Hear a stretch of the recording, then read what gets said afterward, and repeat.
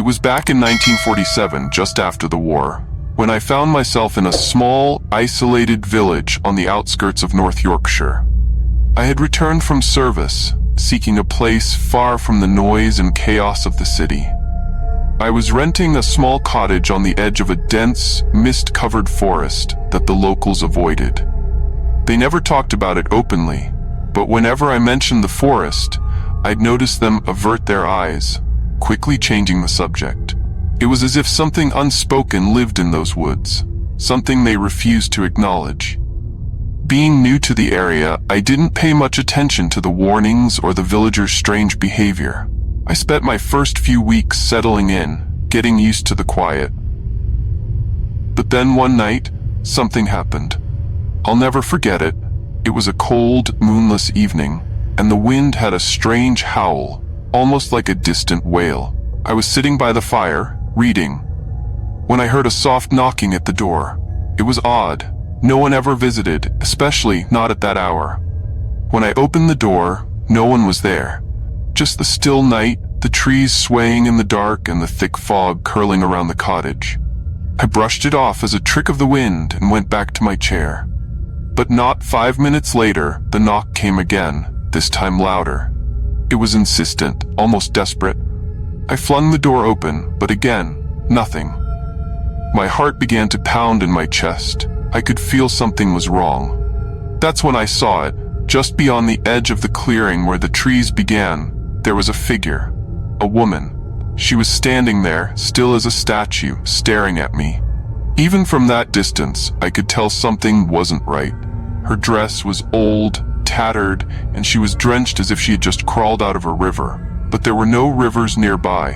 Her face, I can't describe it fully, but it was pale, with hollow eyes that seemed to look right through me. I don't know what possessed me, but I called out to her. "Do you need help?" I shouted into the night. She didn't respond. She just raised her hand slowly, pointing to the woods behind her. And then, without a word, she turned and disappeared into the fog. Now, I should have gone back inside, locked the door, and ignored everything. But curiosity, or maybe something darker, pushed me to follow her. I grabbed a lantern and stepped into the cold night air. The fog seemed to swallow everything around me as I made my way toward the trees. The deeper I went into the woods, the quieter it got. No wind, no rustling of leaves, just an oppressive silence that pressed in on me. I could barely see a few feet ahead, but I kept moving, following the faint figure of the woman just ahead. She never looked back, just floated further into the darkness. After what felt like hours, we came to a clearing. In the center of it was a large, ancient tree. Its twisted branches reached out like skeletal hands, and at its base was something that made my blood run cold. A shallow grave, half dug up. I could see bones, human bones, protruding from the dirt. The woman stood at the edge of the grave, her head bowed as if mourning.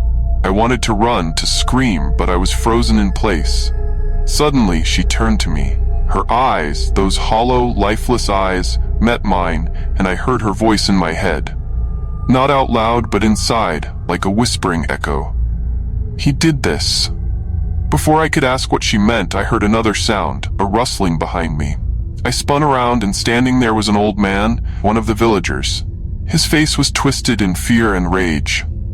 "You shouldn't be here," he hissed, stepping toward me. I stumbled back, but he grabbed my arm, his grip like iron. "She's been dead for 20 years, he said, his voice shaking. "You have no idea what you've stirred up." I looked back toward the woman, but she was gone, vanished into the mist as if she'd never been there. The grave, though, that was real. The man dragged me back to the village, never explaining what had happened. But I didn't need him to. The next day I packed my things and left. I never went back. The villagers never spoke of it, and neither did I.